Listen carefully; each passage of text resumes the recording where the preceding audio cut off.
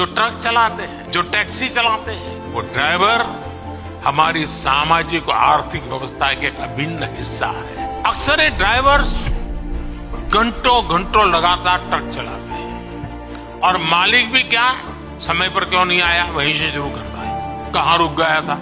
इनके पास आराम का समय नहीं होता। ट्रक ड्राइवर्स की इस चिंता, उनके परिवार की इस चिंता को भी हमारी सरकार भली भांति समझती है। मुझे आपको ये बताते हुए खुशी है कि ड्राइवर्स को बीच सफर में आराम देने के लिए केंद्र सरकार ने एक नई योजना पर काम शुरू किया है।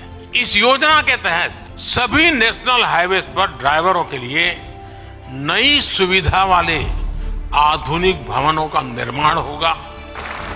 इन भवनों में ड्राइवरों के लिए भोजन, पीने के साफ पानी, शौचालय, पार्किंग और आराम करने की पूरी व्यवस्था होगी।